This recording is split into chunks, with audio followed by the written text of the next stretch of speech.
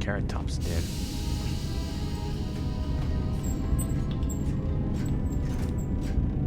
Greeting. It is a pleasure to see you alive, Master, provided my receptors are not off focus.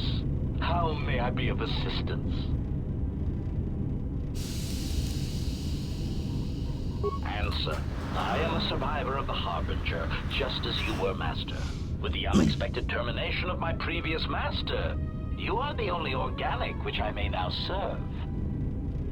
Answer. The captain of the Harbinger, Master. I was in transit to Telos to facilitate communications and terminate hostilities. However, we did not arrive at our intended destination. Irritated answer. Oh, Master, it is such a long, dull story, and not terribly relevant to our current situation. Hesitant explanation.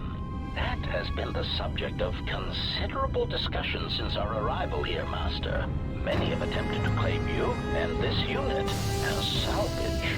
I was crudely interrogated concerning our brief history together on board the Harbinger, before its communications, weapons, and engines suffered the cascade failure that disabled the ship. Speculation. It is possible you were incapacitated and locked in the well-shielded cargo compartment as the Harbinger was being systematically crippled, Master. Clarification. Yes, Master. No doubt the flurry of destruction on board the Harbinger somehow drugged you into a stupor from which you could not awaken. Most curious.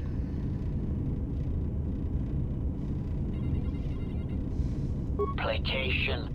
Merely a turn of phrase, Master. The implication that your state was due to the result of ingesting large quantities of Juma juice was unintentional. I meant to communicate only that you were somehow rendered unconscious before you were locked securely in the cargo hold.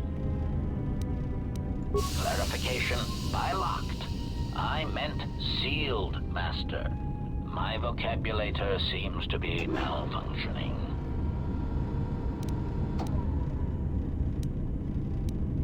Recitation. Following the unusual set of coincidences that led to the cascade failure in the Harbinger's systems, we were boarded by a small freighter with unknown ID codes.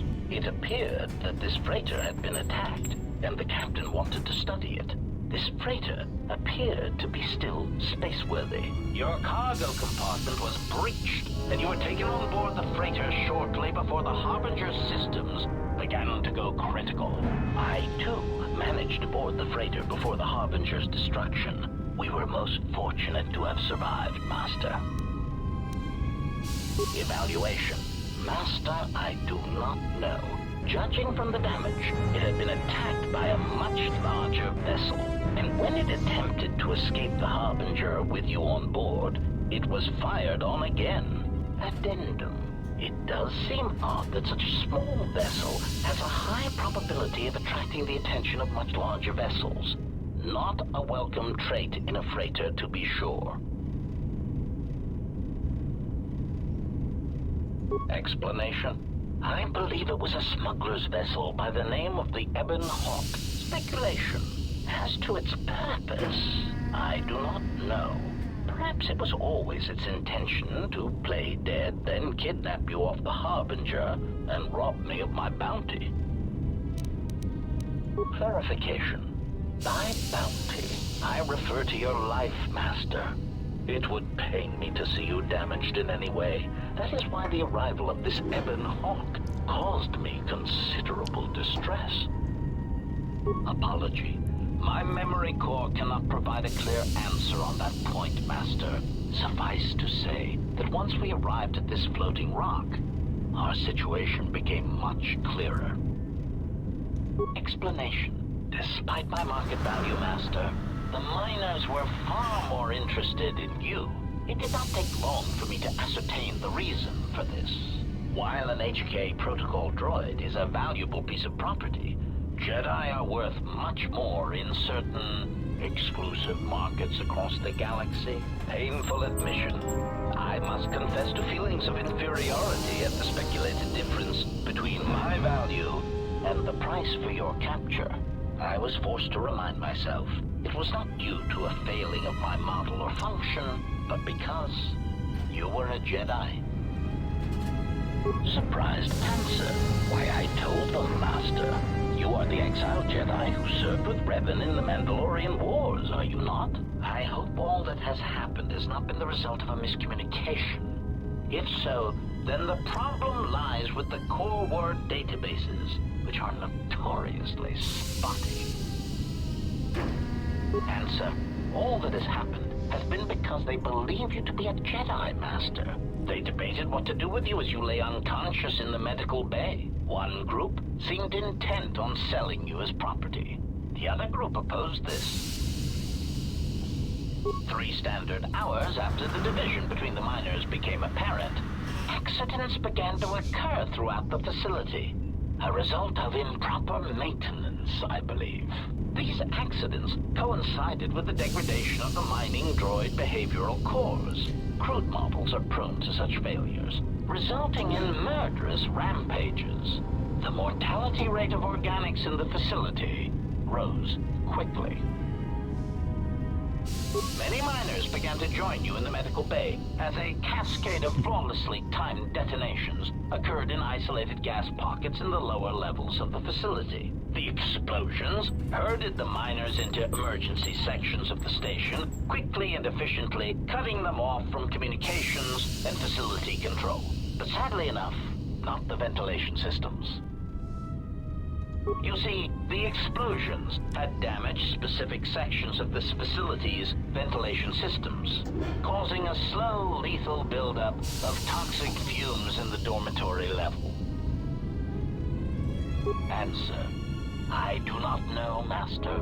Ironically enough, any miner that fled to the dormitory level to protect themselves from the droids and the explosions would find themselves in a gas-filled death trap. It is unlikely any miners remain alive. As I said, the dormitory has been cut off from the rest of the facility, as has the hangar bay. There is no escape. Apology. Unfortunately, communication with the dormitory section is severed, Master. It is perhaps for the best, especially if any other accidents had occurred in that section. If that were the case, the severed comm link would have spared us the satisfaction of hearing the miners' screams as they lived out their last moments in fear and terror. Rapid retraction. Why, yes, satisfaction in knowing their fate, Master. It would be unfortunate if they had been slaughtered, but there would be a calm, comforting certainty that there is nothing we can do to escape until a ship arrives.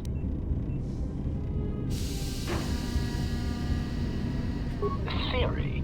You could walk across the surface of the asteroid to the dormitory airlock, but such a route would be extremely hazardous, and I do not wish to see you damaged.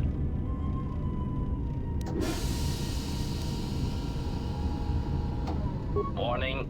Master, continued exploration of this facility may place you in unnecessary danger. I encourage you to return to the medical bay and wait for retrieval from a vessel that is no doubt on the way, even as we continue this pointless conversation.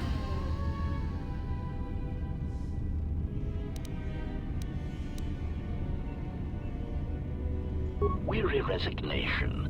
Very well, Master, but there is very little that I can do. You see, the airlock is sealed by a code.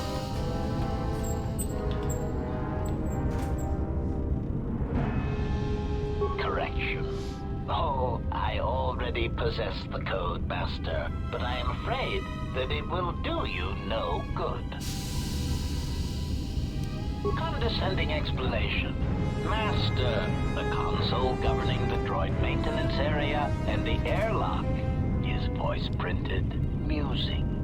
In the last days of his life, the maintenance officer was quite careful about voice protocols, bordering on paranoid obsession, conjecture. I suspect once he realized something was wrong in the facility, he voice-locked the droid bay functions, a prudent measure, but in the end, he met the same fate as the rest of the organics. Explanation. Yes, Master. Many consoles have voice recognition sensors built into their systems so that only selected individuals can unlock them.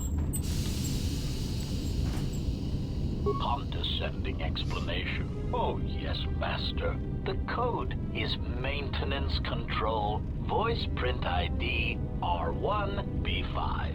But unless the maintenance officer speaks the code, it is useless.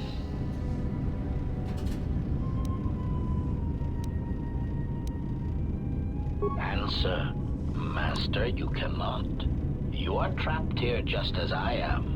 There is nothing to do, except patiently wait for whatever the future has in store for us. Of course, Master. How may I be of assistance?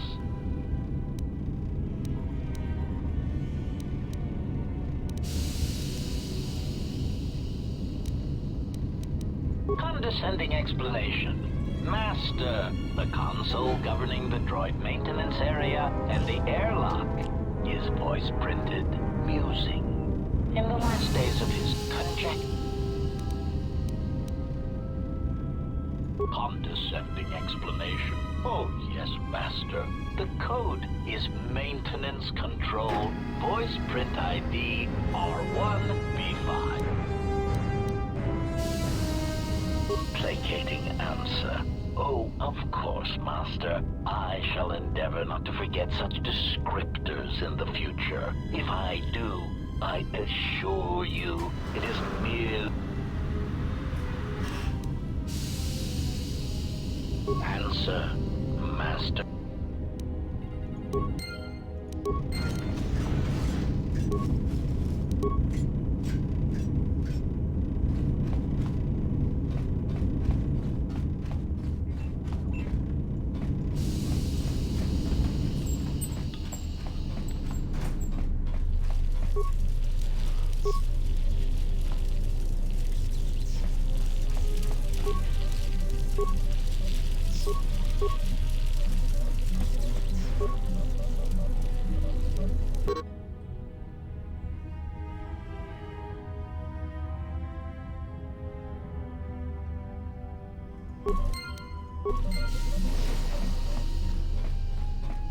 Greetings. It is a pleasure to see you intact, Master.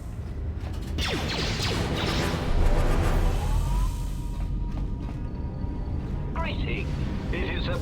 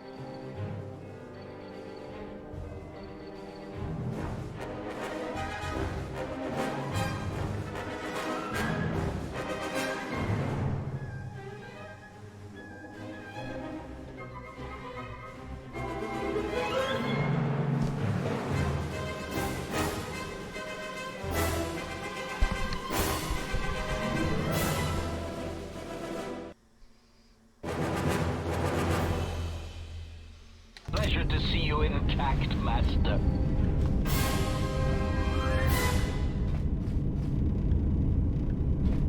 Greeting. It is a pleasure to see you intact. Proud answer. I am an HK series protocol droid master, skilled in transorganic relations and communications. This model has been responsible for the facilitation of communications and termination of hostilities across the galaxy. I am fluent in over 6,000 forms of communication, and am also capable of nuances of expression ranging from irony to veiled threats. Clarification. Oh, yes, Master. Sometimes the facilitation of communications and termination of hostilities requires the use of every weapon in one's verbal arsenal. The unspoken threat of violence to a listener's loved ones, or if possible, their entire planet, can effectively break the deadlock in the most stubborn of negotiations. Irritated explanation. That question has been looping through my query module with alarming frequency, Master, and no satisfactory answer has been forthcoming. As a result, I have chosen instead to turn my efforts to answering the question as to how I may depart this drifting disaster area as quickly as possible. Answer. It is only a matter of time before a ship or freighter docks with the Paragus facility. When that occurs, we shall depart this place forever.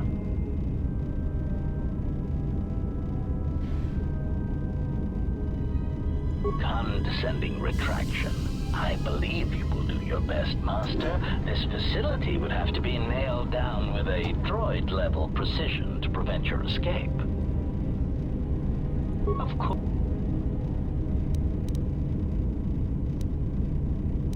Hesitant answer. A T3 utility droid would be a common sight in this facility. It is indeed curious that I have not seen many since my arrival. However, I feel I must inform you that, droid prejudice aside, T3 models exhibit excessive individualism when not routinely memory wiped. This individualism can become such a nuisance that even a droid such as myself is tempted to reduce them to their base components, if not crush them into slag. But enough of my seemingly irrelevant tangent. Where did you leave the droid, Master? That would logically be the best place to look. Answer. Then that would explain why such a T3 unit isn't here, Master. I believe my photoreceptors are functioning adequately enough to verify that. Of course, Master. Recitation. You need to open the airlock and use the construction scaffolding on the exterior of the asteroid to make your way to the dormitory section. Of course, for that, you would need to unlock the maintenance console, and without the maintenance officer to speak the voice print protocol, that is impossible.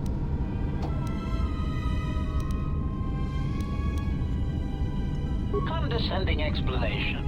Master, the console governing the droid maintenance area and the airlock is voice printed. Musing. Conjecture. Condescending explanation. Oh yes, Master. The code is maintenance control.